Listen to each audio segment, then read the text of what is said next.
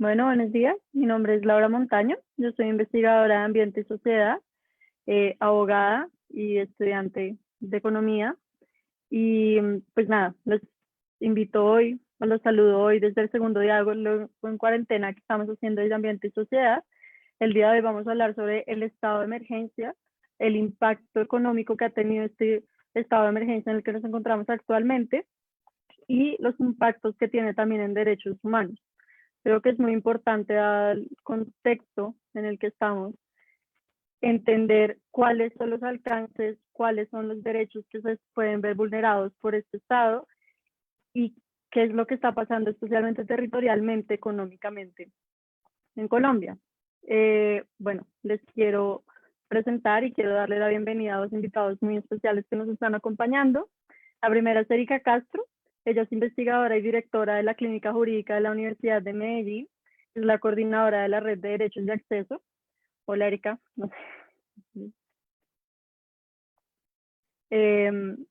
Bueno, y el siguiente es Camilo Ríos.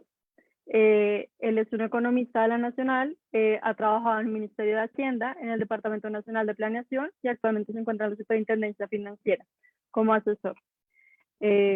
Entonces, bueno, sí, para que conozcan un poco la gente que nos va a estar acompañando y les voy a explicar cuál va a ser el orden de lo que vamos a hablar hoy. Entonces, lo primero es contextualizarlos, explicar bien qué es el estado de excepción en el que estamos, cuál es la diferencia con los otros estados, porque actualmente estamos en un estado de excepción que se constituye como un estado de emergencia, mirar un poco qué es esto, cuáles son las consecuencias jurídicas que tiene y más adelante pasar, Erika nos va a contar cuáles son los impactos que han identificado en materia de derechos humanos, en derechos fundamentales en Colombia, que se están viendo vulnerados, que se están viendo amenazados por este estado de emergencia. Y finalmente Camilo nos explicará un poco una serie de decretos que han alterado el financiamiento y los presupuestos territoriales y que han tomado ciertas medidas económicas para mitigar el impacto de la crisis en la que nos encontramos. Entonces, bueno, creo que con eso lo primero pues es saludarlos, agradecerlos que estén acá con nosotros viendo y pues nada, dar inicio y ojalá les guste esta conversación. La idea es que a lo largo de toda esta cuarentena y de toda la crisis en la que estamos podamos tener distintos diálogos y no nos olvidemos que más allá de lo que está pasando con el coronavirus, la vida también está siguiendo y hay muchas otras cosas moviéndose al tiempo. No todo es simplemente la crisis actual de salud pública, aunque sí es la principal. Es entender que hay muchas otras cosas moviéndose y que nosotros como ciudadanos no podemos dejar de mantenernos informados en esto y no podemos olvidar el rol que tenemos frente a un país como Colombia. Entonces, bueno, nada, comienzo. Creo que es importante contextualizar, aunque me imagino que la mayoría de personas entienden la situación en la que estamos, pero este año se declaró una pandemia a nivel mundial por la Organización Mundial de la Salud. Esto lleva a que muchos países, si no todos ya a esta altura, hayan tomado medidas excepcionales para poder lidiar con esto. Estamos ante una crisis de salud que no habíamos visto en los últimos 100 años y esto hace que los estados deban tomar acciones para las que no están preparadas normalmente. Constitucionalmente y los marcos jurídicos de muchos países se han preparado para este tipo de situaciones. Digamos que nadie espera nunca que lleguen a estos extremos y se preparan ojalá para situaciones menos gravosas, pero la idea es que el derecho y las capacidades de los gobiernos y de los estados principalmente estén facultadas para lidiar con estos como contextos excepcionales en los que nos encontramos. Entonces, entrando un poco a Colombia, ¿qué pasa? En Colombia la Constitución del 91 determina que pueden existir los estados de excepción, es decir, un estado donde se va a alterar por algún motivo, no la composición estatal, pero sí la forma y el funcionamiento, porque es necesario darle ciertas facultades excepcionales, principalmente al presidente, para que éste actúe y pueda controlar y mitigar la situación en la que está. La idea y el punto central de los estados de excepción es algo que esté muy regulado, algo que sea muy limitado y es algo que, como su nombre lo dice, sea excepcional. ¿Qué pasa? Que antes del 91 existía el estado de sitio en la Constitución de 1886 y esta fue abusada durante muchos años hasta que cambiamos y hicimos el tránsito de constitución. La idea cuando llegó la Constitución del 91 fue no permitir que se volvieran a dar estos abusos y que el poder ejecutivo, la rama ejecutiva y el presidente no pudieran cada vez que necesitaran apelar al estado de excepción para tomar acción. Entonces, entra la Constitución del 91, nos genera todo este nuevo estado de excepción y el estado de excepción en este momento va a funcionar en 3 momentos particulares. El primero, guerra exterior, situación en la que actualmente no nos encontramos. Es decir, otro país nos declara una guerra internacional. El segundo, estado de conmoción interior, de, digamos, una guerra nacional o como algo que desestabilice la composición y que amenace con desestabilizar la composición del Estado, situación en la que tampoco nos encontramos actualmente. Y el tercero, que es donde ya entra el estado de emergencia por motivos económicos, sociales o ecológicos. En este momento, el presidente Duque el 17 de marzo tomó la decisión de declarar el estado de emergencia por motivos sociales y económicos principalmente. Cuando uno revisa el decreto donde declara el estado de emergencia, es decir, el 417, que se expidió el 17 de marzo del 2020, en la exposición de motivos es muy claro decir, estamos ante un problema de carácter global, que es principalmente social porque es un problema de salud pública, y un problema económico, porque es algo que por las medidas que vamos a tener que tomar para proteger la salud pública, se va a detener la economía, esto va a tener unas alteraciones muy fuertes. En este momento, y creo que es importante contextualizar esto para lo que más adelante vamos a hablar con Camilo, es que ya nos encontramos en una recesión mundial. Según el Banco Internacional, el FMI, Fondo Monetario, ya se declaró una recesión mundial. En este momento todos los países están mirando cómo hacen para que no sea tan fuerte. Pero creo que es importante posicionarnos y entender que ya nos encontramos en ese punto. No es algo que hay que evitar llegar allá, no, ya nos encontramos ahí y simplemente en este momento estamos ante esta disyuntiva que tanto nos han planteado, que al mismo tiempo es una falsa disyuntiva, estamos entre la salud y la economía, que no es tan así. Hay que proteger ambas, hay que mirar cómo salir adelante de la mejor manera, moviendo ambas. La economía no tiene sentido sin la gente y la gente sí necesita de una economía medianamente estable para poder subsistir. Es decir, estamos viendo en este momento todos los problemas sociales ante los que nos estamos enfrentando por la falta de acceso a cosas tan simples como el derecho al trabajo, poder salir a la calle y encontrar subsistencia, sobre todo en un país tan informal como Colombia. Pero bueno, continúo. Entendiendo que estamos ante estas 3 situaciones que se puede declarar el estado de excepción, ya nos vemos planteados en el estado de emergencia social y económico. Duque declara el estado de emergencia social y económico y dice, en este momento y por los próximos 30 días calendario, me voy a revestir de unas facultades especiales. Ya les voy a entrar a explicar cuáles son el alcance de estas facultades, porque tengo que tomar decisiones que me permitan salir adelante y manejar la crisis en este país de la mejor manera posible. Entonces, bueno, creo que lo primero que me gustaría explicar del estado de emergencia, como de los requisitos que tiene que tener, como les dije, la Constitución del 91 es muy estricta en la forma en la que regula el estado de excepción para abusos del uso de este. Entonces plantea 2 escenarios que son fundamentales de revisar. Lo primero es que cumpla ciertos requisitos de forma y lo segundo es que cumpla ciertos requisitos de fondo.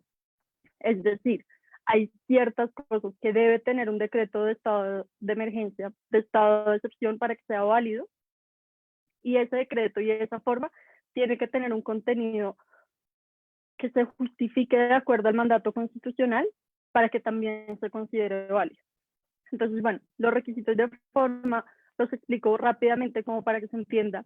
Esto aplica para todos los decretos que se expidan durante el tiempo del estado de excepción, no solo para el que declare el estado de excepción. Esto también es muy importante, especialmente para lo que nos va a contar Erika ahorita más adelante, de cómo todo esto puede afectar derechos humanos y por qué es importante tener en cuenta y entender todos estos distintos requisitos que la misma Constitución le exige a los decretos de estado de excepción, porque estos son los que van a regular los derechos y las medidas que se van a tomar sobre los ciudadanos. Entonces, bueno, Para los requisitos de forma, lo principal es que todos estos decretos tienen que estar firmados por el presidente y todos sus ministros. ¿Esto a razón de qué? Es porque todo lo que pasa en el estado de excepción luego va a ser controlado y al tiempo un poco por el Congreso y por la Corte Constitucional. Eso significa que si ven algún abuso de algo, aquí no va a ser solo responsable el ministro que decretó eso, sino todo el gabinete presidencial, presidente y todos sus ministros. Entonces todos están poniendo su firma para hacerse responsables de lo que está pasando en el estado de excepción. Lo siguiente es que tiene que estar muy bien motivado y explicar por qué es pertinente tomar estas decisiones y decir qué es lo que va a pasar o como, bueno, decretar lo que está pasando en el decreto que se expida. ¿Por qué? Porque los decretos en los estados de excepciones tienen que tener una relación directa y específica con la crisis que buscan resolver. No se puede sacar un decreto que busque algo distinto durante un momento de crisis. Es decir, en este momento todos los decretos tienen que ir enfocados a resolver la crisis del coronavirus. No pueden en este momento sacar en el marco de un estado de emergencia un decreto que busque resolver otro problema. Esa no es la situación. Todo tiene que estar enfocado bajo el marco del estado de emergencia y este decreto en resolver la crisis del coronavirus. Lo tercero es que tiene que existir una valoración de la gravedad de la situación que justifique este decreto. No simplemente porque puede ser algo que resuelva la crisis en la que estamos, ya sea económica, social o ecológica, se puede decretar, tiene que mostrar la gravedad de lo que está pasando. Tiene que mostrar por qué las medidas ordinarias que tiene el presidente y que tiene el Estado social de derecho en el que vivimos son insuficientes y por qué es necesario esta medida excepcional para decretar esto.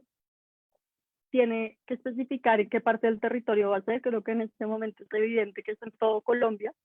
Entonces ya anteriormente los estados de emergencia que se habían decretado había sido, el último fue el del caso de Mocoa, cuando hubo toda la crisis en Mocoa, se declaró estado de emergencia, pero simplemente para esa parte del territorio.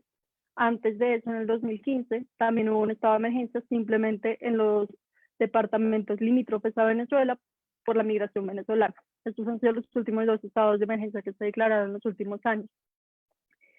Tiene que tener claro también, digamos, pasando al sexto requisito de forma, cuánto tiempo va a durar. Entonces acá es importante explicar que el estado de emergencia tiene una duración máxima de 30 días que se puede aumentar hasta 90, pero inicialmente tiene que ser de 30 días. Esto es importante aclarar, es decir, que mañana se acaba en teoría nuestro estado de emergencia. Lo más probable es que lo vayan a prorrogar. Lo más probable por la situación en la que nos encontremos, que vayan a alargar a los 90 días el estado de emergencia. Es decir, que hasta el 17 de junio vamos a estar bajo un estado de emergencia y va a estar el presidente con estas facultades especiales sacando decretos que alteran como el orden natural legislativo en el país. Bueno, y finalmente, esto ya es un requisito muy puntual, se le debe avisar a la ONU y a la OEA que estamos en un estado de emergencia. Creo que en este momento, por la coyuntura global, pues es claro para el mundo entero que nos encontramos en esta situación de emergencia. Lo siguiente que les quiero contar un poco son los requisitos materiales, es decir, lo de fondo que debe tener y contener los decretos para que sean permisibles, que puedan expedirse. Sí, lo primero, una cosa que se llama el supuesto fáctico, y es decir, esto tiene que tener un presupuesto de realidad y es que los hechos sobre los que se está basando el estado de emergencia sean verificables. En este momento, pues creo que es claro que estamos ante una pandemia. Debe existir un juicio de identidad, es decir, que los hechos en efecto constituyan una situación de emergencia. Tiene que haber un juicio de sobrevivencia y eso quiere decir que no había forma de detener lo que está pasando y lo que se viene. Existe otra cosa que es el supuesto valorativo y es que los hechos sobre los cuales se está basando el estado de emergencia tienen que estar pasando actualmente y tienen que ser muy graves, tienen que tener una gravedad muy seria y muy identificable frente al derecho constitucional, principalmente, ¿no? Como esto hay que entenderlo todo de cara al derecho y a la legalidad, y es qué está pasando, porque está pasando, es grave y justificable, es decir, hay pruebas de que esto es grave no simplemente es algo que el gobierno políticamente considera grave, sino realmente se puede mostrar y pues como demostrar ante una corte que esto es lo suficientemente grave como para alterar estas funciones propias del Estado social de derecho.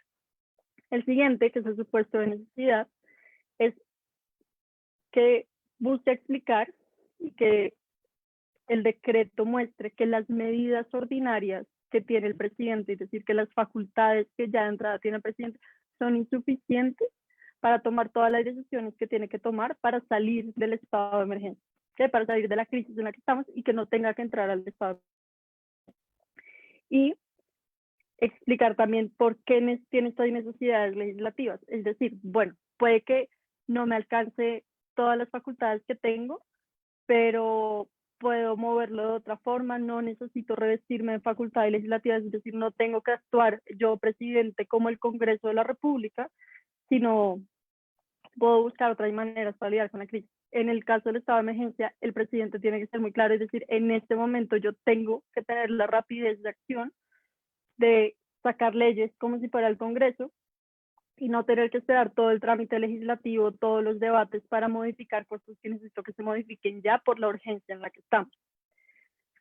Lo cual me lleva un poco a explicar, como ya teniendo en cuenta todo esto, estos son como todos los requisitos de forma y de fondo que se necesitan para expedir un decreto de estado de emergencia y todos los decretos ya en adelante del estado de emergencia. Esto me lleva a mostrar un poco entonces cuáles son los alcances. En este momento estamos hablando, vemos en las noticias un montón, estamos en estado de emergencia, el presidente decreta esto, sale decreto acá, este decreto otro, hay un montón de polémicas sobre todos los que está sacando, especialmente porque para el día de hoy hay 39, como 40 decretos que ya sacaron en el marco del estado de emergencia,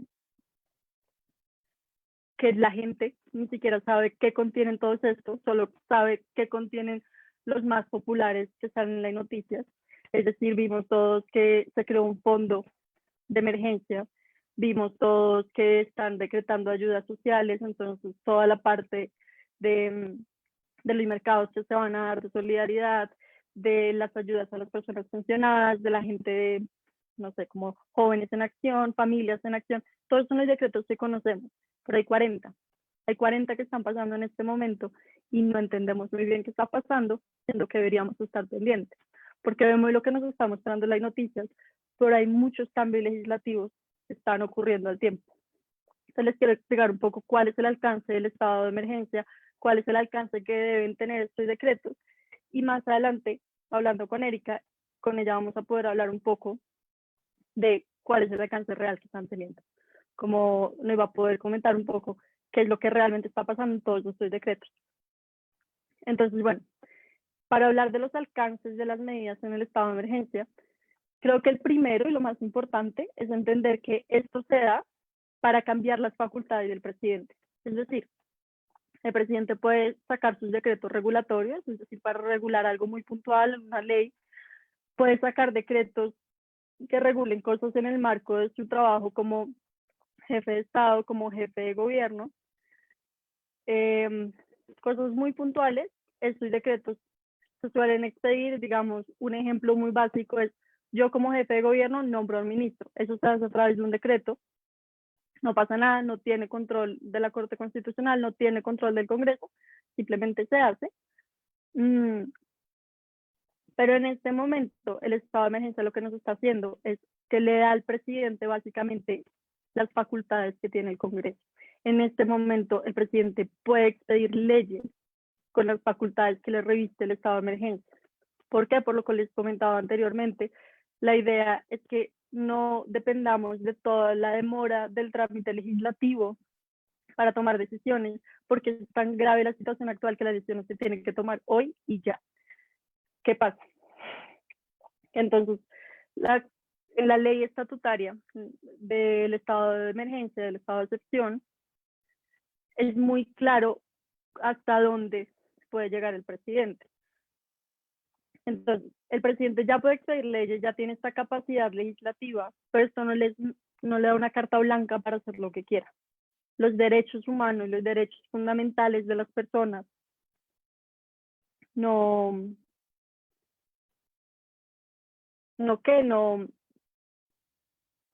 pueden ser sometidos a la voluntad del presidente.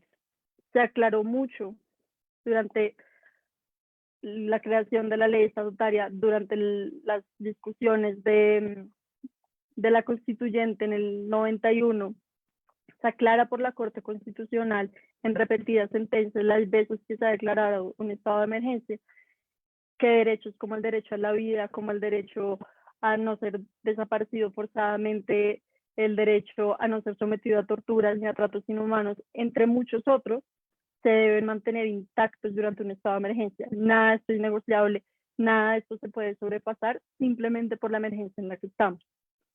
Otro alcance que es muy importante, bueno, más bien una restricción que tiene los decretos del estado de emergencia, es que en ningún momento se puede pasar arbitrariamente sobre los derechos fundamentales de las personas. Es decir, se puede regular ciertos derechos fundamentales. Creo que el más claro en este momento que estamos viviendo es el derecho a la movilidad. Estamos actualmente todos encerrados en nuestras casas y en teoría eso afecta a nuestro derecho a la libre movilidad por el país. Entendemos que esto se está restringiendo en el marco de un estado de emergencia y como todos lo hemos aceptado, pero esto no quiere decir que todos los derechos fundamentales se puedan ver sometidos por el estado de emergencia. Entonces, algo que es muy puntual y es muy claro es, se pueden regular ciertos derechos fundamentales, regular, no restringir. Hay que ser claro por qué, simplemente los que son vitalmente necesarios. Es decir, que si en el marco de un estado de emergencia encima de todo estoy afectando otros derechos fundamentales, sin que sea justificable, solo porque yo digo como, bueno, creo que esto me ayudaría un poco más, ahí ya está cometiendo una falta y eso ya es un abuso del poder que se está dando dentro del estado de emergencia. Entonces, hay derechos muy puntuales que vemos y que estamos viendo en este momento que se están viendo restringidos, pero esto no es una carta blanca para restringirlos todos. La idea, y como lo ha establecido la Corte Constitucional, es que estas restricciones tienen que implicar el mínimo sacrificio posible de los principios constitucionales. Como les digo, como en este momento hemos restringido nuestro derecho a la movilidad, pero eso no quiere decir que nos están encerrando completamente en la casa, porque igual tenemos que tener la facultad de ir al supermercado, ir a hacer un trámite bancario, a cumplir cosas necesarias para poder ejercer otros derechos libremente, cosas que necesitamos. Entonces, tiene que haber el mínimo sacrificio y tiene que estar directamente relacionado con lo que está pasando. Entonces, creo que ahorita con Erika podemos hablar muy bien de cómo se están viendo restringidos otros derechos, que no se entiende muy bien cuál es la relación ni por qué deben estar siendo restringidos actualmente en el estado de emergencia, si no se ve la conexión directa y necesaria con la crisis actual. La movilidad la vemos y la entendemos por la obligación de distanciamiento social que requiere el virus ante el, pues ante el cual estamos actualmente. Pero esto no quiere decir que en el marco de esto, como de necesidades económicas también, se deban restringir una serie de derechos, cuando no.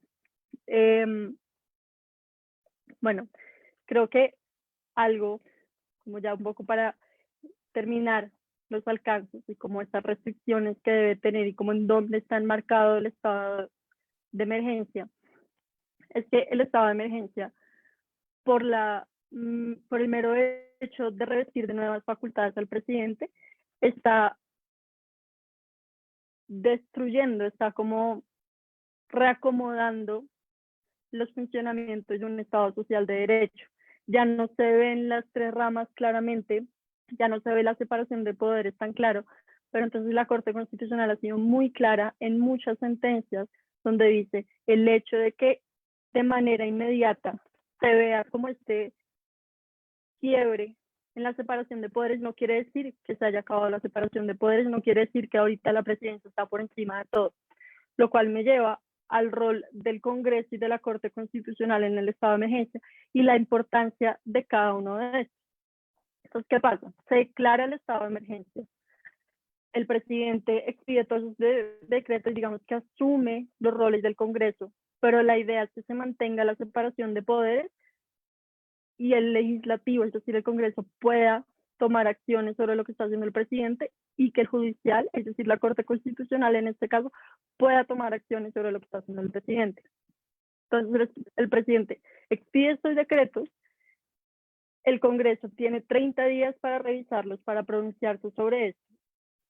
Importante aclarar, estos decretos solo pueden durar el marco de lo que dura el estado de emergencia. Es decir, todas las decisiones que se tomen, todos los decretos que salgan en el marco del artículo 215, que es el de la Constitución que regula el estado de emergencia, que diga, como este decreto está facultado o como se expide en el marco de esta crisis, solo va a durar estos 30 o 90 días que les había comentado antes. Actualmente, en teoría, todos durarían hasta mañana. Como les dije, lo más probable es que esto se alargue hasta el 17 de junio, lo cual implicaría que todos estos decretos van hasta junio. Entonces, ¿qué pasa? El Congreso en este momento debe estar revisando y debe estar viendo todos estos decretos para determinar si realmente son necesarios y pronunciarse como ente como institución política por excelencia y representativa. Es decir, el Congreso se está pronunciando por la gente y por quienes votaron por los representantes para decir, entendemos que esto está pasando en el marco de un estado de emergencia, pero no estamos cediendo el control político que tenemos como institución a lo que está pasando. Estamos representando los intereses de los colombianos y estamos controlando y viendo que no hayan habido abusos dentro de cada uno de estos decretos. Entonces, el Congreso debe estar revisando eso.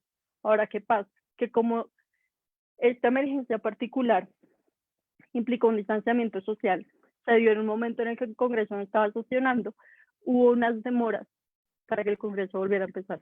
Entonces, hasta esta semana justamente, el Senado comenzó, a finales de la semana pasada, la Cámara de Representantes comenzó a sesionar, entonces ya llevamos casi un mes en un estado de emergencia y el Congreso hasta hace muy poco realmente empezó a tomar acción sobre la revisión de qué es todo lo que está pasando. Eso por una parte. Por el otro lado, la Corte Constitucional ya tiene las facultades automáticas de revisar todos estos decretos. Entonces, la idea es que la Corte revise todo esto y determine si hayan habido abusos y si se pueden mantener o no.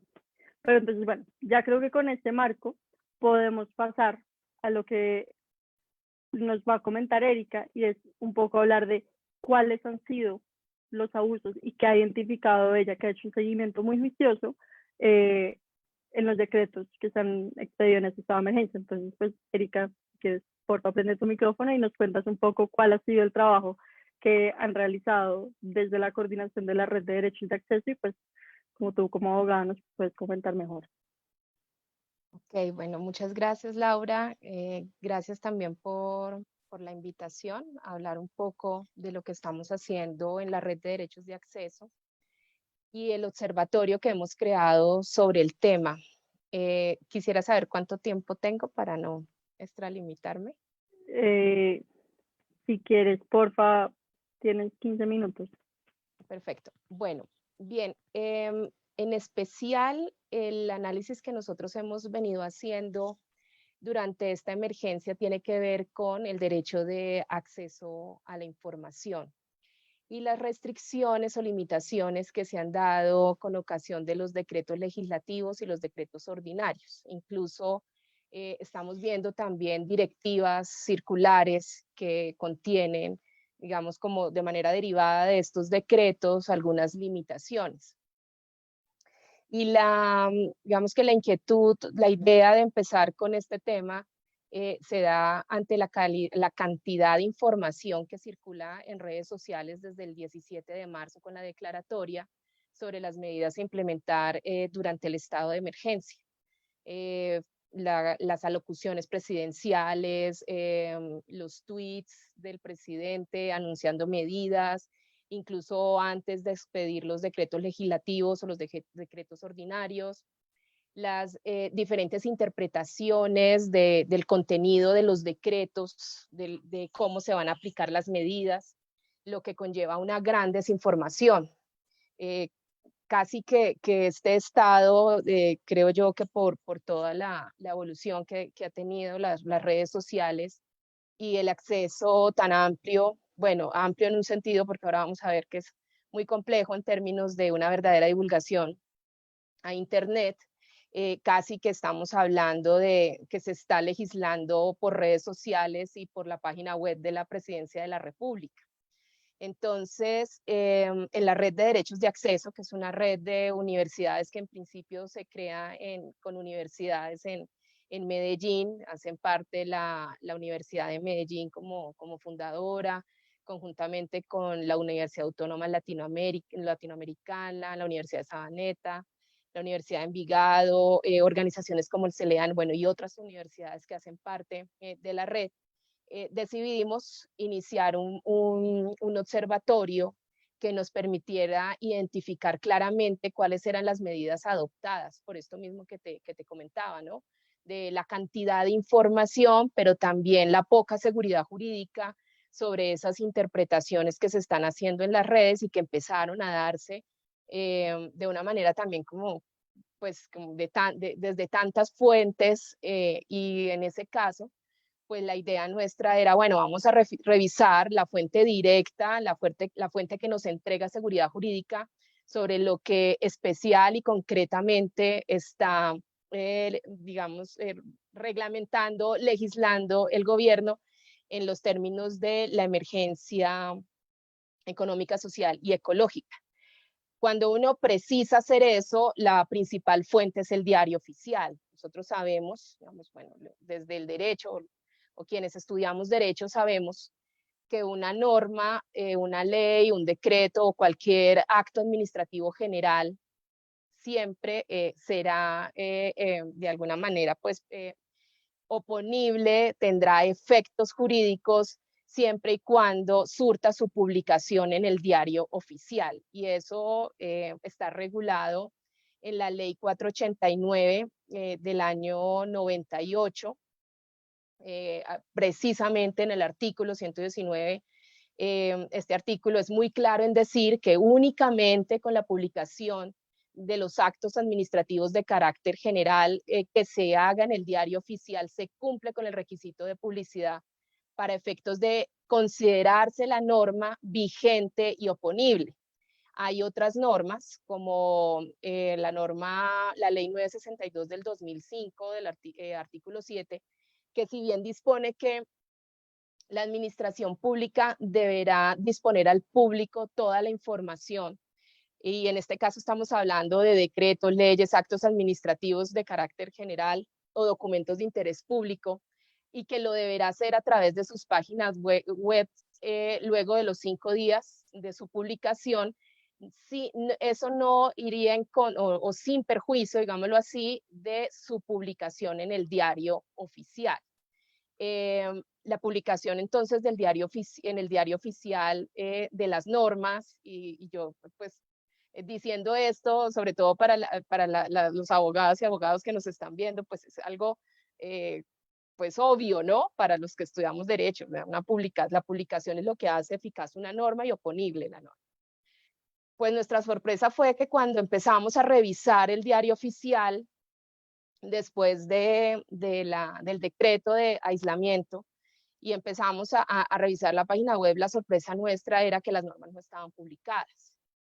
Y eso es muy, muy importante porque, por ejemplo, el decreto de aislamiento se publicó casi una semana después. Entonces, claro, en la página web. Entonces queda la duda, ¿no? Como, bueno, muchos de los decretos legislativos y los decretos ordinarios tienen un retraso que van entre 9 días hasta mínimo, hoy revisaba hoy otra vez la página web, son 3 días de retraso.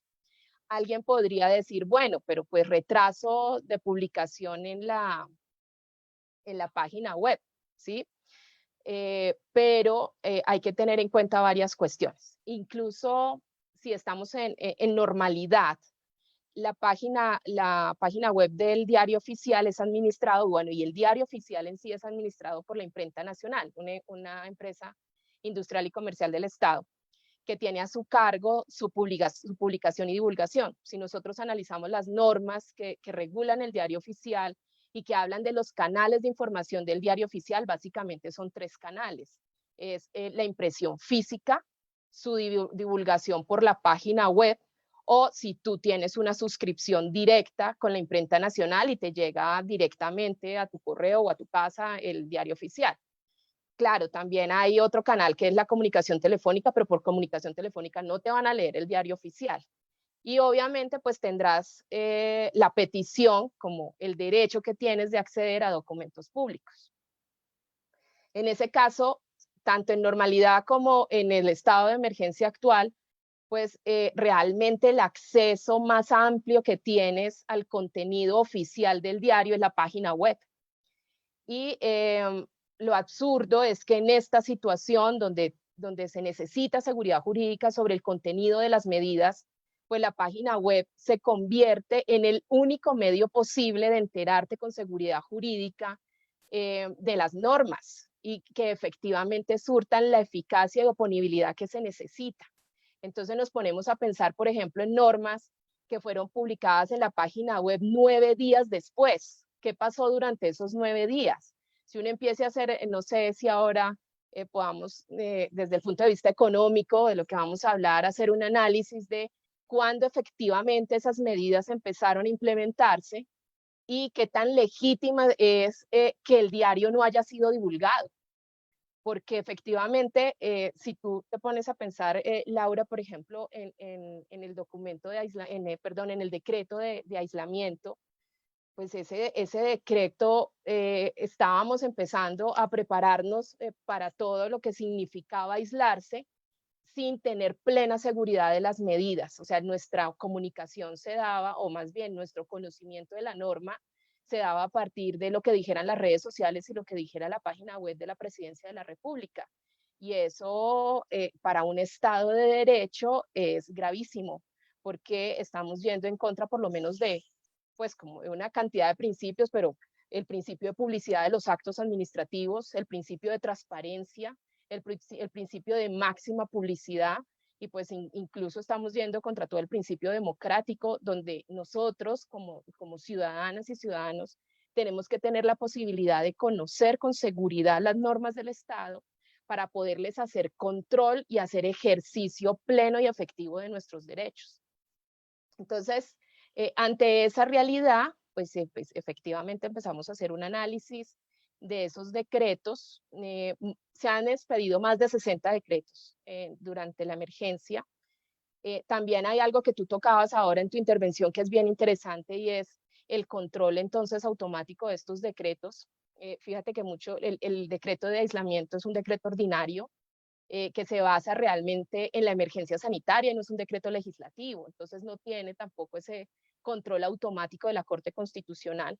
Tiene el control sí del Consejo de Estado, porque afortunadamente el código, la ley 1437 del 2011 habla de ese control que también debería ser el Consejo de Estado.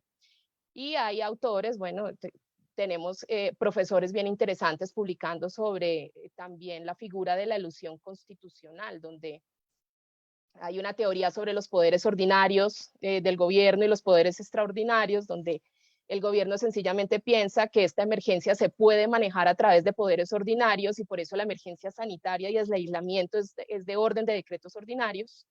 Y hay otras medidas como las que se van a comentar ahora, económicas, que entonces sí vendrían a ser de orden de decreto legislativo. Todo eso es para pensárselo, pero sobre todo para pensarse la seguridad jurídica de las medidas y las restricciones al acceso a la información.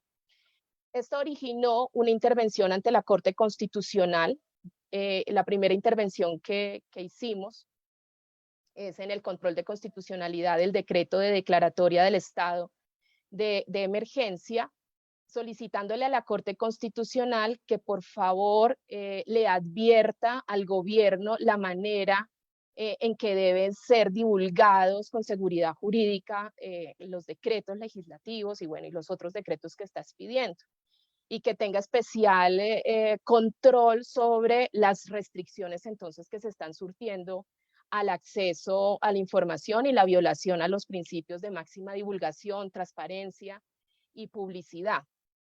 Yo quisiera, por ejemplo, voy a compartir mi pantalla y les voy a mostrar el diario oficial de hoy, como para que se den cuenta todos. Voy a ver si lo encuentro aquí para compartir rápidamente creería yo que de esta manera, a ver. Y ustedes puedan ver, sí, aquí, ustedes puedan ver, no sé si ya están viendo mi pantalla. Sí, sí, sí, allá Este es el diario ya estás oficial, compartiendo.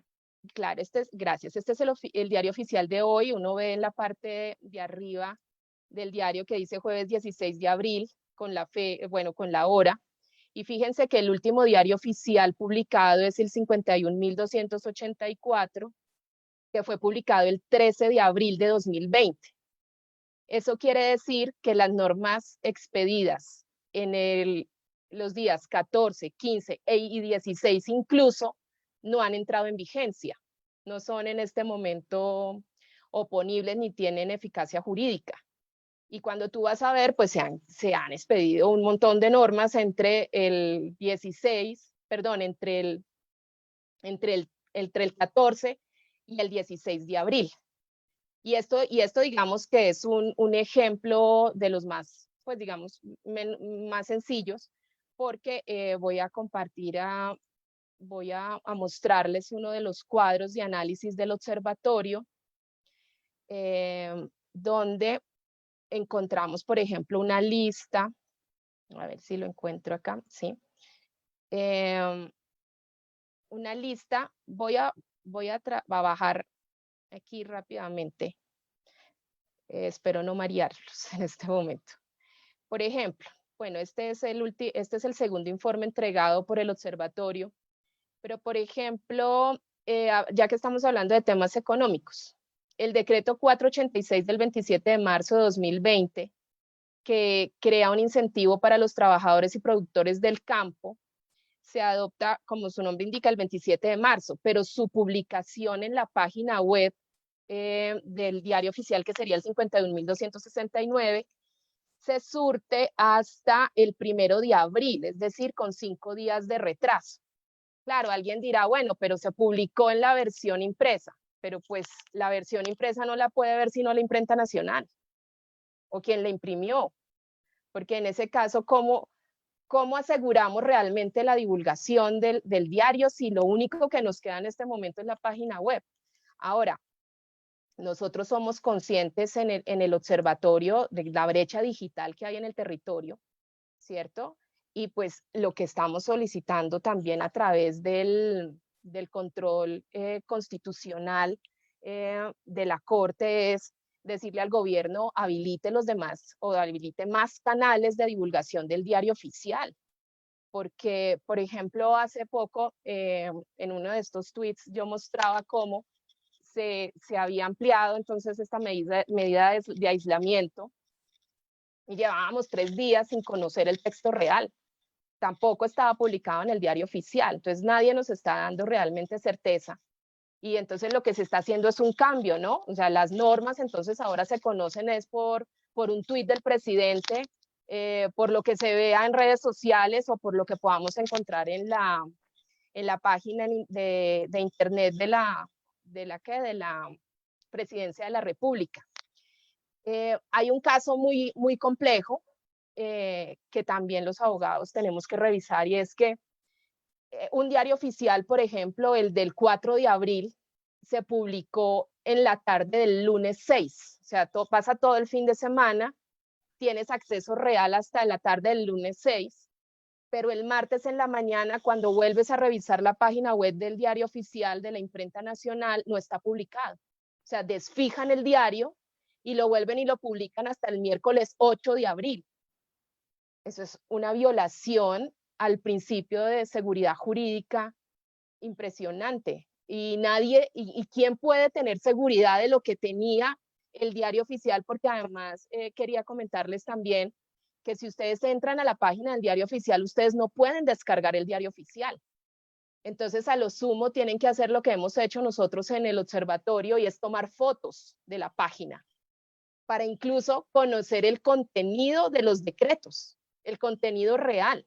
Entonces, sí, por suerte alguien el 4 de abril le tomó fotos a la página web del diario oficial 51.277, pudo haber hecho control efectivo de si lo que se publicó el 6 de abril es lo mismo que se publicó el 8 de abril, porque si no, no hay manera de saberlo, y menos en una situación de circulación y de restricción como la que estamos, donde la consulta física del diario oficial pues es imposible, y menos lo va a hacer para todos los ciudadanos en el territorio nacional. Entonces, esta es como una de las situaciones más preocupantes. Lo que sigue para el observatorio es hacer un análisis de la eficacia de las medidas. Por eso le llamamos también la atención o le rogamos a la Corte que por favor revise esta situación y le diga al gobierno que no se legisla por redes sociales ni por la página web de la presidencia, y que efectivamente tiene que respetar los estándares del acceso a la información. O sea, si la única forma de divulgación de los diarios oficiales en este momento es la página web de la imprenta nacional, entonces que por lo menos lo haga responsablemente y que abra los demás canales por la brecha digital que hay en el país. Para terminar con los minutos que me quedan, hay otro asunto en materia de acceso y de restricción a la información, y es el decreto legislativo 491 del 28 de marzo, porque ese decreto adopta medidas de urgencia para garantizar la atención y la prestación de servicios por parte de las autoridades públicas y los particulares que cumplan funciones públicas. Ese decreto en el artículo 5 modificó los términos de respuesta de las peticiones, ampliándolos. Entonces, la petición de información de documentos pasó de 10 días a 20 días, las peticiones en general de 15 días a 30 días, y las consultas pasaron de 30 a 35 días. Esa ampliación se justifica en el decreto básicamente en dos motivos. Lo primero es que hay que flexibilizar los términos de atención para favorecer para favorecer la no atención presencial y el trabajo en casa. Y hay algo muy extraño, porque el mismo decreto dice que para garantizar el derecho de acceso a la información y el derecho de petición, entonces hay que ampliar los términos.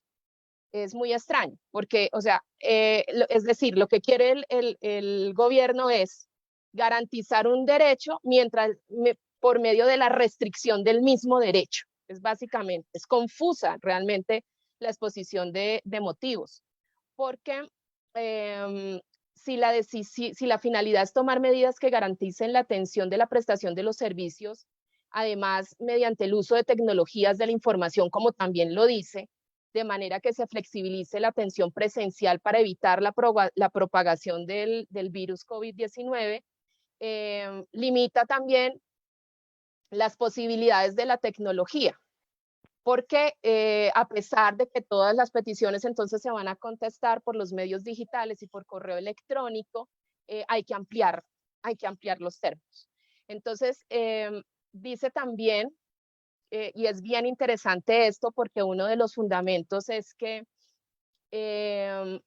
no existen las capacidades de las autoridades nacionales, y sobre todo, porque lo dice, las territoriales, para rodear de garantías el teletrabajo de los servidores públicos, y entonces en ese caso hay que ampliar los términos. Entonces, la pregunta es, ¿quién nos dice que ampliando los términos entonces se van a garantizar las capacidades del teletrabajo de los servidores públicos? Cuando no se toma ninguna medida en el decreto para garantizarle esas capacidades de trabajo a los servidores públicos. Entonces, la salida, la gran medida, que es a todas luces inconducente, es ampliar los términos.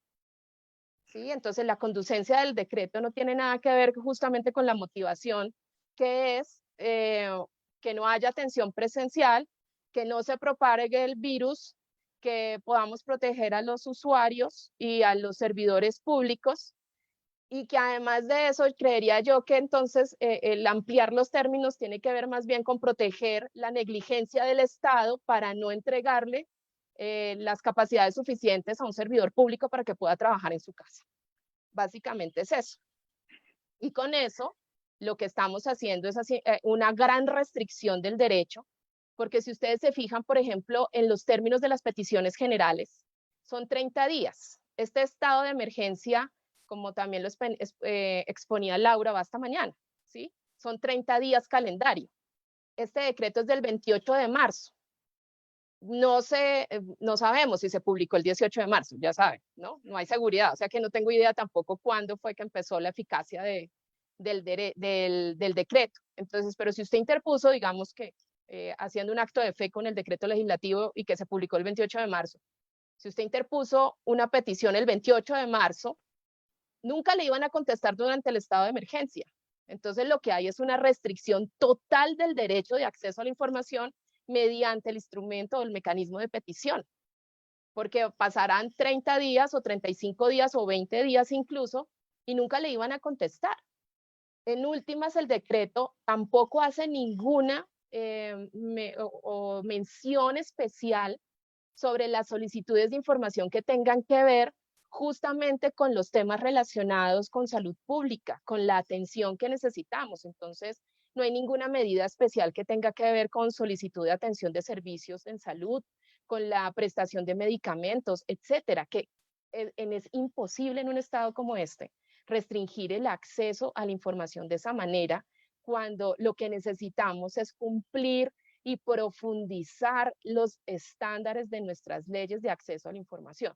Por último, la Comisión Interamericana, la Corte Interamericana, los órganos importantes del Sistema Universal de Derechos Humanos que tienen y del Sistema Interamericano que tienen que ver con el derecho de libertad de expresión y acceso a la información, le han solicitado a los estados latinoamericanos que han declarado este tipo de medidas, primero eliminarlas, ¿sí? Y profundizar en las garantías. No es con el secretismo ni con la restricción de derechos de acceso a la información que vamos a enfrentar una situación tan compleja como es la de esta pandemia. Bueno, espero haber hecho como un esbozo grande de lo que estamos haciendo con el tema de acceso a la información.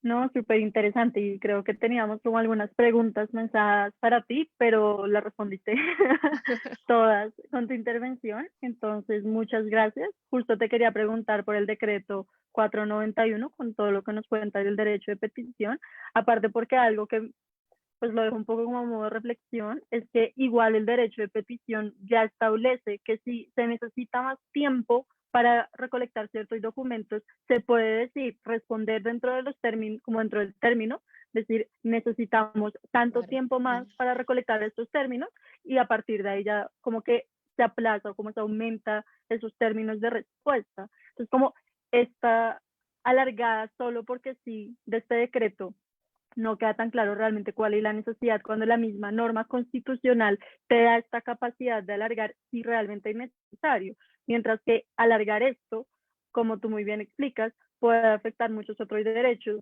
y creo que aquí empieza a ser un poco como el tránsito ahorita la intervención de Camilo y es que lo que están regulando estos decretos son temas de salud y temas de económicos, especialmente para poblaciones vulnerables.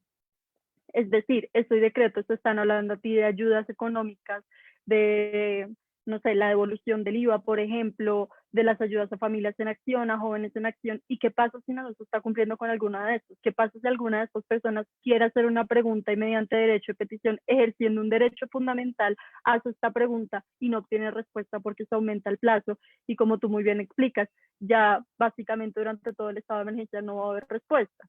Cómo se terminan materializando todos estos derechos o como todas estas medidas económicas que lo que van o lo que buscan alcanzar es materializar derechos tan básicos como el derecho a la vida. O sea, como las ayudas económicas que se están dando en este momento, lo que buscan básicamente es materializar el derecho a la vida y que la gente no se muera de hambre por no poder salir a trabajar en un país tan informal.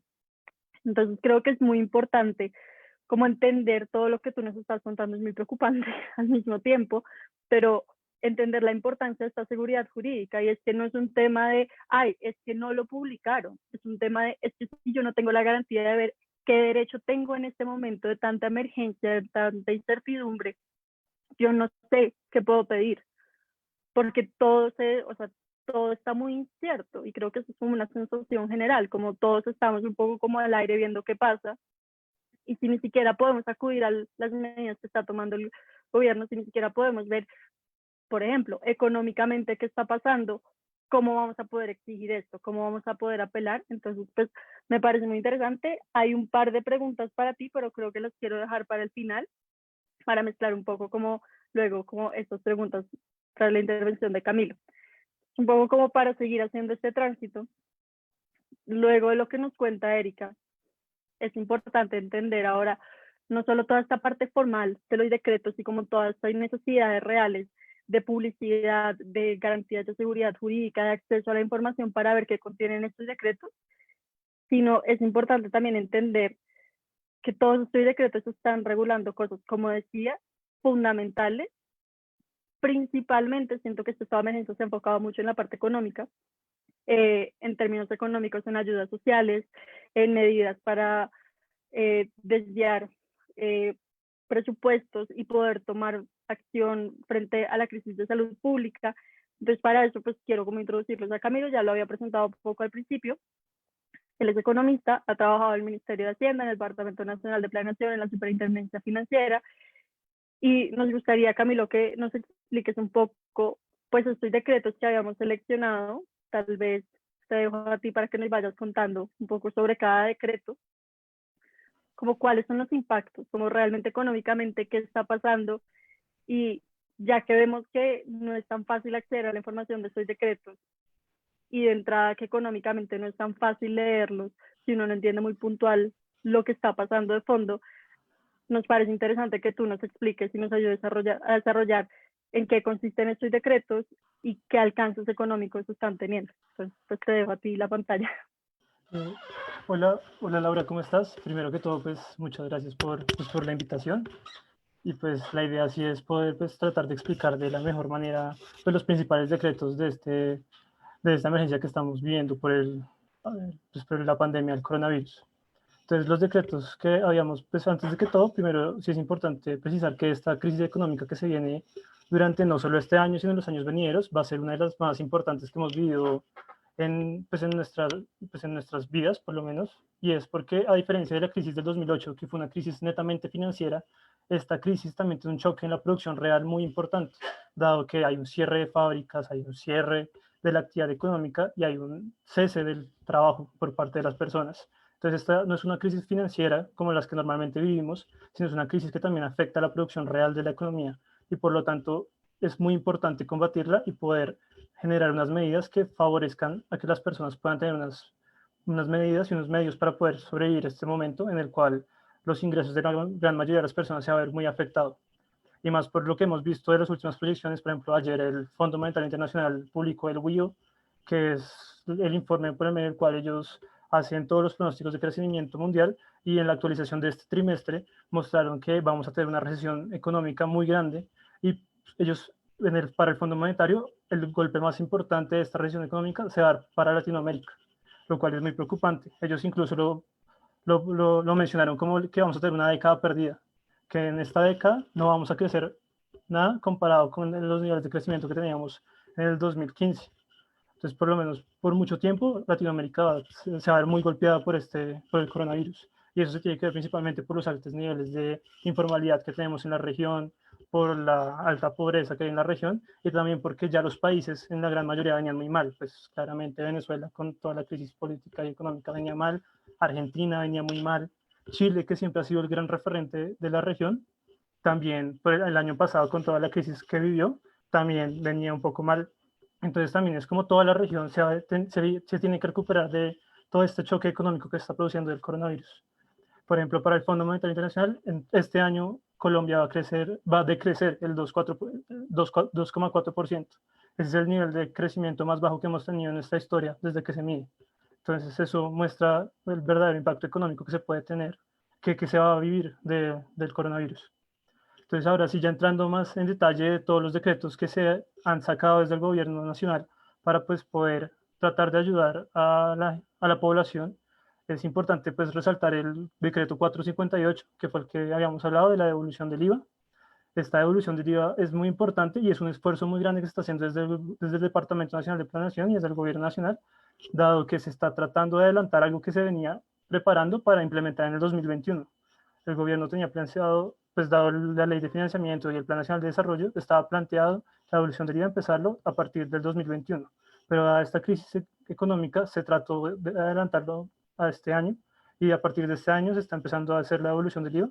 Y la devolución del IVA para este año va a tener varios criterios que son diferentes a los que va a tener a partir del 2021. O sea, en este momento son unos criterios especiales solo por la crisis del COVID-19. Entonces, en primera medida, se va a hacer una priorización municipal y después una priorización por hogares. Entonces, la priorización municipal que se va a hacer es por medio del IPM, del índice de pobreza multidimensional, se van a seleccionar los municipios más pobres para en ellos priorizar la atención de esta devolución del IVA. Posteriormente, una vez sean seleccionados estos municipios, pues ya fueron seleccionados para la primera etapa. Los municipios seleccionados, se seleccionaron los hogares que por medio del puntaje del Sisbén se priorizan los más necesitados de los menos necesitados para poder identificar cuáles son los hogares beneficiarios de este beneficio, pues de esta devolución del IVA, que no es un beneficio, es una devolución, dado que el IVA es un impuesto regresivo. Entonces, dado que se les va a devolver esta parte del IVA, también otra parte importante de la apreciación de este decreto es que en esta primera etapa se le va a dar únicamente a hogares que en este momento sean beneficiarios de Familias en Acción o de Colombia Mayor. Entonces, esas son como las tres precisiones que se va a hacer en primera medida de la devolución del IVA. Y es importante también aclarar que este es un esfuerzo muy grande que se ha hecho en adelantar el proceso, se adelantó la plataforma de identificación, se trabajó fuertemente para poder tener las bases de datos de la mejor manera posible para poder generar generar la devolución del IVA y poder pues, dárselos a los hogares más necesitados. Otra parte importante es que todas estas devoluciones que se van a hacer es que se van a dar a través del sistema financiero o de entidades como Efecti y Baloto, que también hacen parte de los que están autorizados para distribuir dinero. Y lo importante de esto es que, dado que las entregas de estos 75.000 pesos que se dan cada 2 meses a estos hogares beneficiarios, es que al darse por medio del sistema financiero o por medio de estos canales de distribución, únicamente se van a entregar a las personas que se acerquen a reclamarlo, lo cual ayuda mucho a enfrentar los problemas de información que tienen estas bases de datos que fueron pues, el auge de las semanas pasadas de todo el mundo diciendo que hayan unas cédulas falsas con nombres falsos. Pues eso pasó porque hubo ahí unos problemas en el pasar pues de la etapa de prueba del aplicativo a la etapa de producción del aplicativo, pero lo importante es que al momento de la entrega, como se hace por el sistema financiero y por estos canales autorizados, estas entregas se van a dar a personas que existen, porque la persona tiene que llegar con su cédula a reclamar el beneficio y pues por lo tanto ahí es una forma en que se está garantizando que no se dé una pérdida de estos recursos y que sí se vayan a dar a las personas que más lo necesitan en estos momentos. Que es una de las cosas más importantes que se logró avanzar pues para tratar para adelantar esta devolución del IVA, que es algo muy importante y para este año se va a dar para 1 millón de hogares. 1 millón de hogares que van a recibir 75.000 pesos mensuales durante, pues, 75.000 pesos cada 2 meses, que es como se va a empezar a implementar esta devolución del IVA en este año.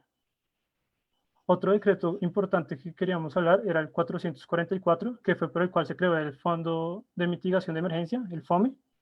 Este Fondo de Mitigación de Emergencia es algo muy importante que ha creado este gobierno y se parece mucho a lo que creó en el 2008 el gobierno de Estados Unidos para prevenir la crisis económica, pues para combatir la crisis económica que se dio en el 2008.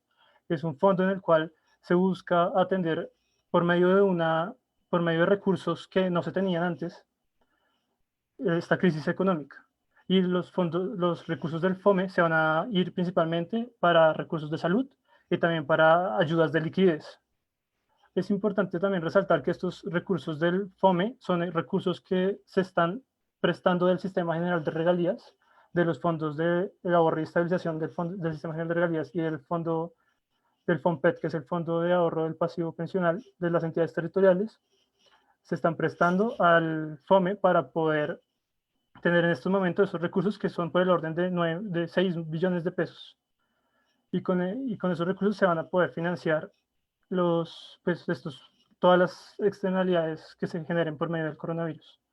Entonces, el FAE, que es el Fondo de Ahorro y Estabilización, que es una de las fuentes de financiación del FOME, es un fondo que se creó precisamente para estos momentos. Pues en principio se creó, pues dado que es del Sistema General de Regalías principalmente, se creó pensando en una crisis de precios del petróleo, que casualmente también la estamos viviendo en estos momentos, pero la idea era que del sistema general de regalías se ahorrara una parte, se ahorrara siempre todos los bienios, porque ese presupuesto es bienal, plata para poder tener en un caso de una emergencia. Y esa plata es administrada por el Banco de la República. En estos momentos, pues lo que se hizo fue tramitar que se creó el FOME y que el FOME se pide un préstamo al Fondo del Ahorro y la Estabilización, el FAE, para poder financiarse y poder financiar todos los programas que se van a dar por medio de este. El otro rubro de donde se está sacando la plata para financiar el FOME es el FOMPET. El FOMPET es el Fondo del Ahorro del Pasivo Pensional de las Entidades Territoriales. El FOMPET fue creado aproximadamente, creo que en el 1999, si no recuerdo mal, dado que en ese momento las entidades territoriales tenían un pasivo pensional muy grande y no tenían cómo administrarlo. Entonces, desde el gobierno nacional se creó un fondo para poder administrar estos recursos que debían las entidades territoriales y poder subsanar este pasivo pensional que tenían. Entonces, la idea es que los recursos que están tomando el FOMPET, obviamente la gente pues está preocupada porque es un fondo de ahorro pensional, pero los recursos que están tomando son recursos que se pagarían desde el 2040. O sea, es plata que en este momento el gobierno tiene ahorrada y solo tendría que usar desde el 2040. Por lo tanto, se está prestando esta plata que se va a usar a futuro, se va a usar para pagar pensiones del 2040, que todavía faltan 20 años, y con este préstamo, esta plata, se está financiando el FOME. Ese es el otro fuente de financiación del FOME. Y la idea es que con esta plata, pues, como se dijo, se van a dar recursos para financiar el sistema de salud, que es la gran prioridad en este momento del gobierno nacional. También se van a dar recursos para poder financiar a todas las entidades del presupuesto general de la nación que requieran nuevos recursos, o sea, recursos adicionales para poder continuar con su operación. Y también se va a dar un incentivo a la liquidez, que ese fue otro tema de debate porque la gente entendió que esto era que se le iba a dar plata a los bancos para que los bancos pudieran seguir funcionando. En verdad, esta ayuda de liquidez está dirigida a que los bancos den más préstamos a ciertos sectores productivos de la economía. Entonces, y todo está restringido. Entonces, un banco que reciba plata del FOME para aumentar su liquidez solo puede usarla para fomentar estas actividades de la economía que son las más importantes en estos momentos y que es importante pues activar la economía, dado que ya sabemos que se viene una recesión muy grande y se viene un choque real que es de los más importantes que hemos tenido que vivir. Y eso sería por el lado del FOME.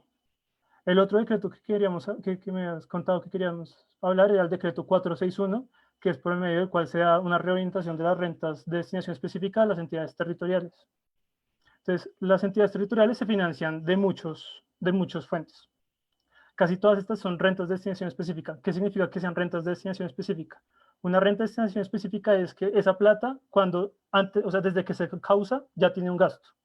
Es decir, digamos, existe un impuesto a las bebidas alcohólicas, eso que le entran las entidades territoriales, que son los dueños de las licoreras. Y el caso. Entonces, una vez esta plata, este impuesto a las licoreras ya se está programado para atender el sistema de salud. Y así pasa con muchos impuestos que ya tienen una destinación específica y es el único gasto en el que se puede ejecutar esos dineros públicos. Este decreto lo que trata de hacer es reorientar, darle libertad a las entidades territoriales para poder manejar estos recursos. Ahí el verdadero problema es que a pesar de que se dé esta libertad de reorientación de las rentas de destinación específica, esto es muy difícil, porque normalmente esta es plata que ya está comprometida. Entonces, así tienen una libertad de poder maniobrar estos dineros. En verdad, las entidades territoriales tienen un margen de maniobra muy pequeño. Entonces, por lo tanto, esto no va a afectar en gran medida las principales actividades de las entidades territoriales, ni va a cambiar en gran medida sus unidades ejecutoras, dado que el dinero que están gastando lo van a seguir gastando en las mismas cosas y es muy difícil reorientar este gasto. Y pues no sé qué más quieras detallar respecto a otros.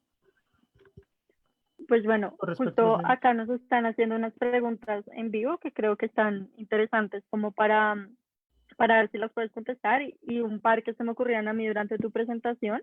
Entonces, la primera que nos pregunta Arnold Rodríguez dice, ¿cuáles son los retos que ha planteado desde el Departamento Nacional de Planeación en los presupuestos territoriales luego de esta crisis? No sé. Ok, pues, cómo- pues los presupuestos territoriales normalmente se reparten, el grueso de estos recursos se reparten del Sistema General de Participaciones. El Sistema General de Participaciones ya son recursos con destinación específica, como ya los expliqué. Y normalmente estos se dan es para educación, para salud, para agua potable y saneamiento básico, y hay un rubro pequeño que se llama propósito general. Ese rubro pequeño de propósito general es con el cual en verdad cuentan las entidades territoriales para poder maniobrar y poder redireccionar, o sea, pues poder gastarlo en lo que priorizan ese año. La idea es que con esta plata, que esta plata del propósito general del Sistema General de Participaciones es la que principalmente se espera que las entidades territoriales puedan usen para pues, poder enfrentar la crisis sanitaria del COVID-19. Y pues de verdad replantearse la estructura del financiamiento territorial en estos momentos es muy complicado, y más porque eso es a nivel constitucional. Entonces, la verdad, el sistema pues, va a seguir funcionando igual. Lo que se da es que el propósito general pues, se da una mayor flexibilidad al uso de estos recursos, y también pues, con el FOME se espera que también lleguen más recursos que se puedan utilizar para enfrentar esta crisis.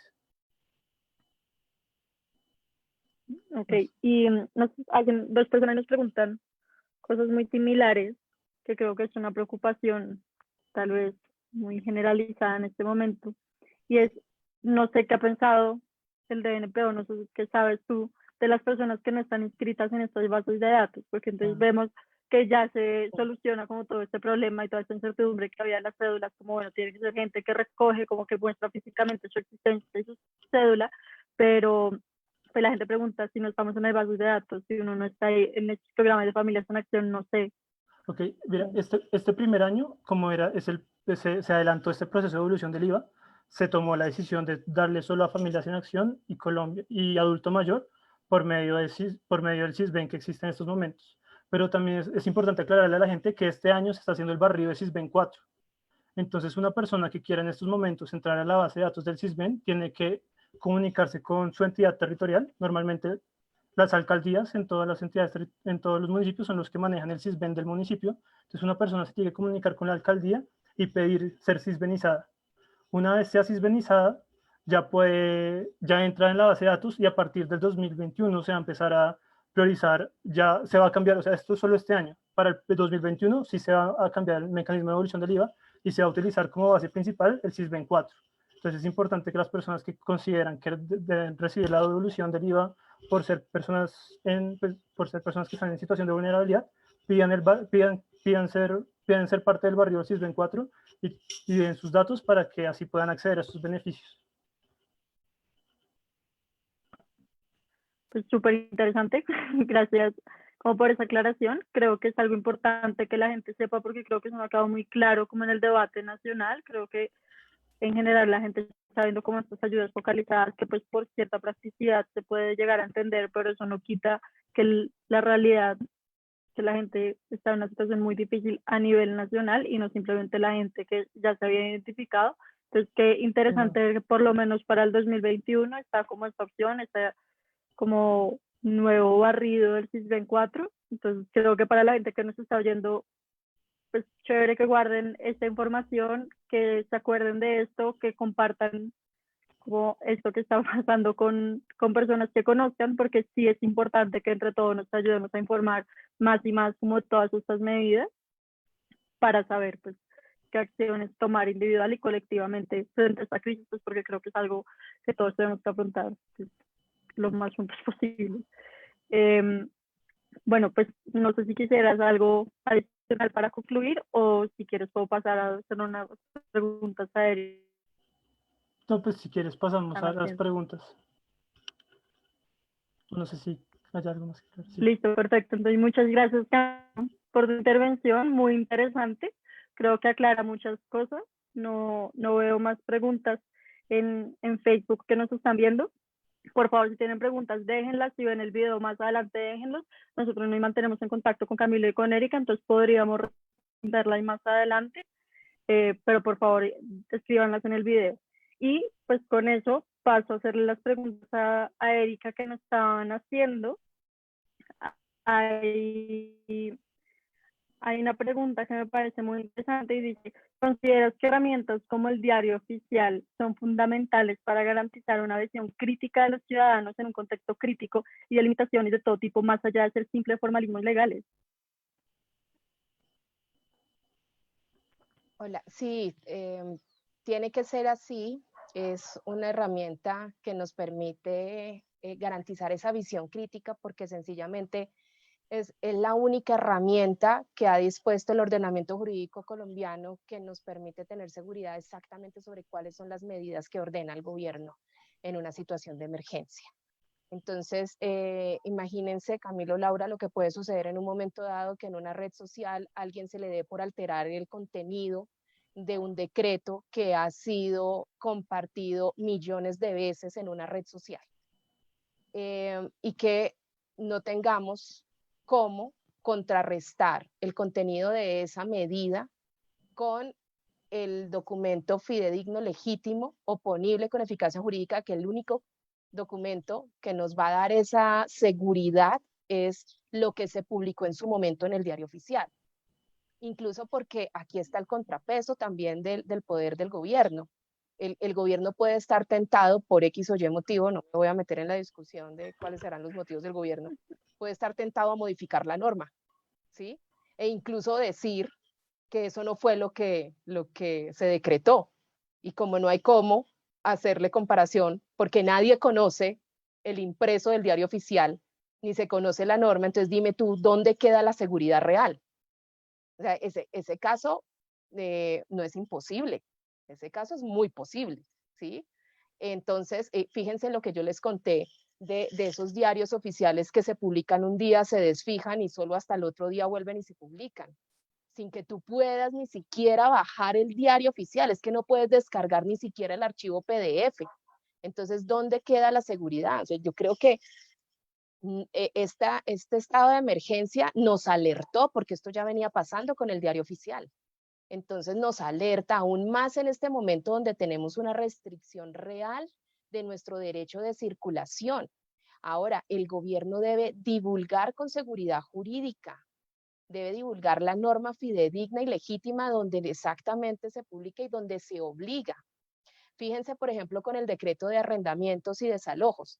Es un decreto que se demoró 2 semanas en expedirse, pero ya había mucha gente que estaba hablando de las medidas, estaban acá incluso, yo estoy en Medellín y empecé a conocer casos que llegaban referidos pues claro, porque yo coordino una clínica jurídica, que es la clínica jurídica de la Universidad de Medellín, donde me empezaron a hacer preguntas, ¿qué hacemos?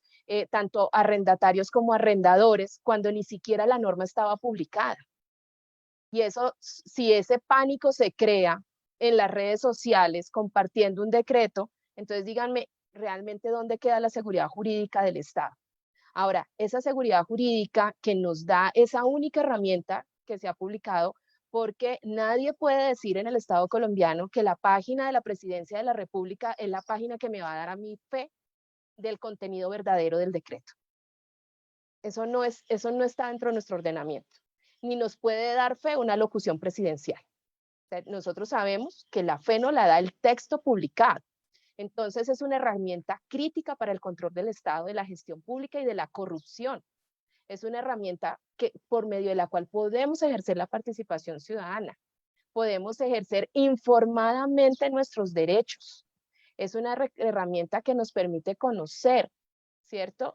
Y además es que es muy complejo, porque imagínense, yo cuando estaba haciendo la intervención ante la Corte Constitucional, yo no tenía seguridad jurídica del decreto 491 y se lo dije a la Corte en la primera intervención que hice.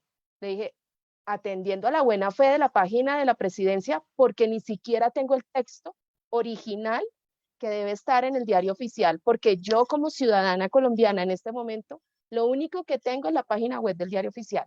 Aún así, me atrevo a decir que el artículo 5 del decreto 491 dice esto en materia de derecho de petición. ¿Sí se dan cuenta?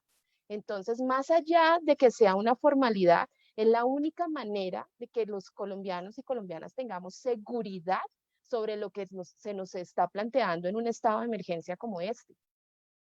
Por ejemplo, lo que hablaba Camilo, imagínense lo grave de empezar a implementar medidas que no sabemos ni siquiera cuándo efectivamente fueron oponibles, porque la estrategia de publicar tarde tampoco nos permite saber la realidad efectivamente que en qué momento la medida fue la fidedigna que se comunicó por el presidente o por el camino se fue modificando.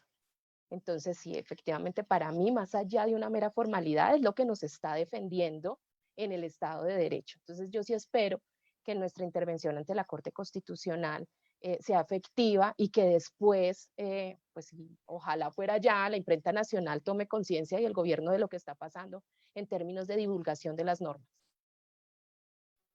Bueno, súper. Pues nos hacen otra pregunta, pero creo que eso se responde un poco con lo que acabas de decir, que dice que si la vulneración de derechos como el acceso a la justicia, acceso a la información, transparencia, tiene mayores implicaciones en un estado de emergencia para un país como Colombia, pero creo que eso se puede resumir un poco en lo que nos venías diciendo. Como, Yo y te lo creo, resumo en una frase. No conocer la información correcta, veraz y oportuna te suma en un estado de incertidumbre que crea mayor pánico. súper, Entonces, totalmente de acuerdo. No, y creo que tiene mucho sentido y me gusta cómo lo pones, como los términos de lo que nos contaba ahorita Camilo, y es, pues es que estamos viendo la delicadeza de todas las medidas que se están tomando. Como él nos explica muy bien que la plata del FOMPET es plata que se va a usar en el 2040, pero no, o sea, como independientemente de todo esto, se están tomando recursos que estaban destinados para otras cosas. Se entiende el por qué. Estamos en una crisis sanitaria y hay que tomar acción, pero es cómo se está haciendo, qué va a pasar. Todas estas medidas que nos estaba explicando Camilo son cosas que no solo nos están afectando inmediatamente, sino que nos pueden afectar a futuro. No es simplemente la devolución del IVA este mes, cada 2 meses, cómo va a funcionar en el 2021, sino es qué va a pasar con el financiamiento, con la plata que está destinada en el 2040. Claro que se han tomado, digamos, económicamente las medidas para restablecer esto, son préstamos, todo, pero es importante en términos de transparencia uno tener el conocimiento certero de qué son estas medidas que están pasando. Entonces, es que, creo que... perdóname Laura, y ahí te doy una cuña Sí. adicional. Bueno, digamos que no tengo la información, pero tampoco tengo el mecanismo porque me lo restringieron, entonces tampoco puedo elevar una petición. Entonces, fíjense que si este estado de emergencia se amplía y el decreto 491 se conserva, vamos a tener 30 días para cualquier tipo de petición que pueden llegar a 60 días. Y no estamos hablando de días calendario, estamos hablando de días hábiles. Entonces hay realmente aquí no se modificó y amplió simplemente un plazo, aquí se nos restringió el acceso a la información. Hay un estándar que es la oportunidad del acceso. A mí no me sirve una información dentro de 60 días, menos en un estado de emergencia. No creo que me sirva en 30 días. O sea, si los plazos en Colombia, a pesar de que dentro de la legislación latinoamericana es un plazo, digamos, garantista, el plazo de 15, 10 y 30 días para consulta no es tan garantista, pero bueno, está dentro de los rangos. Por ejemplo, Perú tenía un plazo de 7 días para responder una petición. Ahora en una situación de emergencia, donde como tú también nos explicabas antes, dice la norma, es que si yo no puedo, si no tengo las condiciones como servidor público para responder, puedo ampliar el plazo.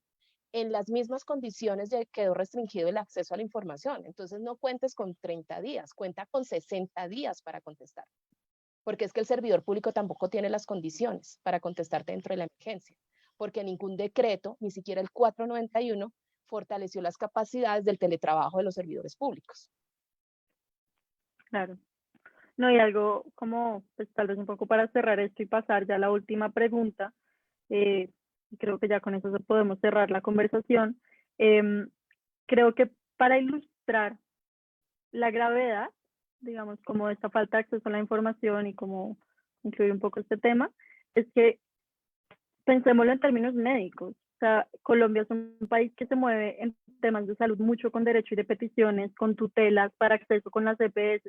Si todos estos tiempos se están demorando, se están dilatando, si uno necesita un derecho de petición para que le den respuesta de algo en una EPS, para poder interponer una tutela por un acceso a la salud, que en este momento es tan vital como lo estamos viendo, y alargan esos plazos, qué garantías y como qué seguridad va a poder tener la gente. Yo siento que a veces cuando uno habla del derecho al acceso a la información, la gente lo ve en un segundo plano porque no es tan fácil de mostrar su vitalidad como el derecho a la vida, como el derecho a la igualdad, pero el derecho al acceso a la información es la herramienta que nos permite materializar esos otros derechos. Entonces, pues me parece muy interesante y Libertad de creo que ya expresión, para, por ejemplo, ¿no? La exacto, divulgación, libertad de porque expresión la dimensión, no hemos hablado de la dimensión colectiva del acceso a la información, es que en la medida que también. tú recibes información, tienes el derecho de divulgar información. Entonces no me imagino ahora, por ejemplo, el derecho de los periodistas totalmente restringido ante sus peticiones. Entonces también se está Totalmente de acuerdo. restringiendo la libertad de expresión. Bueno, y creo, como con este cierre, que te hago una pregunta y creo que ya con eso pues podemos concluir la conversación, y es que nos preguntan qué recomendaciones podrías darnos a los ciudadanos para ejercer presión al gobierno y lograr mayor transparencia y acceso a la información en las normas. Yo pienso que cada vez que una medida de esta sea decretada y sea difundida por los canales oficiales, es hacer el ejercicio de preguntar inmediatamente dónde está publicada, cuál es la veracidad, cuál es efectivamente la legitimidad de la norma y exigirlo directamente. Claro, yo comprendo que muchas personas no tienen este conocimiento jurídico que tenemos abogadas y abogados o las personas que estamos trabajando como en estos temas, pero sí es necesario, es más, como no reproducir lo que pasa en redes sociales si nosotros no estamos completamente seguros de la veracidad del documento que estamos reproduciendo. Eso es una cuestión, digamos, pues, de autocuidado, ¿sí? Individual, pero de exigencia hacia el gobierno es estar atentos a cada medida y sin cansancio pedir efectivamente que se abra el canal del diario oficial, que se permita leer y descargar, que nos entreguen la información real, la publicada realmente, que no nos quedemos ahí pensando simplemente que lo que nos dicen en la página web o lo que nos diga un canal, no sé, el Twitter de presidencia del Ministerio del Interior, y nos quedemos tan tranquilos con eso, que exijamos y hagamos presión. Fíjate que efectivamente las redes sociales se hacen mucha presión, pero yo creo que en este momento lo que necesitamos es más seguridad y tener mucho cuidado cuando nosotros estamos replicando información, porque no sabemos exactamente qué es lo que estamos replicando. Bueno, y el canal del Consejo de Estado, ¿no? La oportunidad de poder hacer intervenciones ante el Consejo de Estado, la oportunidad de hacer las intervenciones ante la Corte Constitucional, no se exigen en este momento para una intervención ciudadana tampoco digamos, una gran sofisticación en las intervenciones, pero es importante recurrir a la Procuraduría, que está haciendo una labor de veeduría muy interesante también en materia de acceso a la información, a la Defensoría. Yo creo que hay que habilitar esos canales en este momento y hacer presión crítica todo el tiempo sobre lo que se está haciendo por el gobierno. Bueno, súper. Creo que con eso podemos cerrar. Entonces, pues nada, queda despedirnos, agradecerles mucho su participación, tanto a Camilo como a Erika. Parece muy interesante ambas perspectivas. Digamos que fue una conversación muy legal y muy económica, pero creo que es importante entender porque estos dos mundos como que se juntan tanto, por más de que los abogados y los economistas tengan sus peleas casadas. Pero sí, como entender que lo económico pasa a través de mecanismos legales, que pasa, o sea, tiene que darse oficialmente como por vías legales, y que entendemos como la necesidad y la inmediatez de actuar como para tomar acciones económicas para poder ir y buscar y materializar estas ayudas, pero que no por todo esto podemos olvidar estos formalismos que no son por molestar, sino es un tema de garantías y de derechos. Los derechos no son simplemente las ayudas que nos explicaba Camilo, las decisiones que que se ha tomado como a nivel nacional, territorial, individual con las personas, sino que también son estas medidas que nos permiten a nosotros, no solo ya, sino cuando termine de pasar todo este estado de emergencia, devolvernos y revisar qué fue lo que pasó. Ya vimos que el presidente y todos sus ministros son responsables de lo que está pasando en este momento, entonces qué interesante poder ver que no solo tenemos que entender el contenido de los decretos que están pasando, sino ver realmente qué está pasando con las formas de estos decretos y poder tomar acciones, porque esto que está pasando nos involucra a todos. Más allá de la emergencia sanitaria, la vida ha continuado en muchos otros aspectos, muchas otras cosas se siguen moviendo, así uno sienta que no, por estar en la casa, por estar un poco como en este estancamiento. Entonces, pues qué interesante, muchísimas gracias a la participación de ambos. No sé si quieren cerrar con algo, pues tal vez solo despedirse. Laura, Muchas gracias. muchísimas gracias a ti y a Ambiente y Sociedad por la invitación. Yo creo que este espacio es muy importante, ¿sí? Porque también te da una perspectiva desde varios enfoques. Fíjate, hoy en el enfoque jurídico y económico es muy válido y creo que ustedes están haciendo un muy buen trabajo de divulgación y difusión. Bueno, también darle las gracias a Camilo por su intervención. Gracias, Erika. Laura, sí, pues sí, no, muchas gracias por la invitación y a ti y a Ambiente y Sociedad pues, por este espacio, y es muy importante este espacio para la gente, para que la gente se pueda informar de lo que está pasando, de cómo la cuarentena, pues cómo todas estas medidas están afectando sus vidas, y pues que puedan tener la mejor información disponible para tomar las decisiones correctas las personas. Y muchas gracias también a Erika por tu ilustración. Sé que el problema de información está muy difícil, pero también sé que es un problema que no solo está pasando acá en Colombia, porque en todos los países está pasando que primero llega el tweet, pues eso pues en el trabajo uno se da cuenta, primero llega el tweet del presidente diciendo que va a hacer tal cosa, y después es que uno se da cuenta que en Estados Unidos se hizo tal cosa o que en la Unión Europea se hizo otra cosa. Entonces es un problema que esta pandemia nos está poniendo, pero a nivel global. En todos los países se está como vulnerando ese derecho, y es importante mirar cómo vamos a hacer para pues, mejorarlo, pero también entender que es como por el afán de sacar las cosas y tratar de solucionar todo de la manera más rápida posible. Bueno, y gracias por sus palabras de cierre, Camilo. Fue un espacio muy valioso. Y nada, creo que queda agradecer a las personas que nos han estado viendo. Gracias por aguantarse todo este tiempo, tan largo, como 1 hora y media, más o menos. Lo que les comenté, si tienen cualquier pregunta pueden dejarlas en el video. Yo personalmente voy a estar chequeando en estos días cualquier pregunta que salga adicional, y con mucho gusto se las hago personalmente a Erika o a Camilo y las contesto a través de Facebook. Pues por ahora, nada, muchas gracias. Espero que sigan conectados a los diálogos en cuarentena de ambiente y sociedad, y ojalá sigamos hablando de temas interesantes. Pues creo que todos tenemos que mantenernos conectados y ver cómo seguir ejerciendo nuestra presión ciudadana y cómo pedir nuestras garantías para lo que está pasando, tanto legal como económicamente. Entonces, pues nada, muchas gracias. Gracias, Camilo, gracias, Erika, y un saludo para todos los espectadores.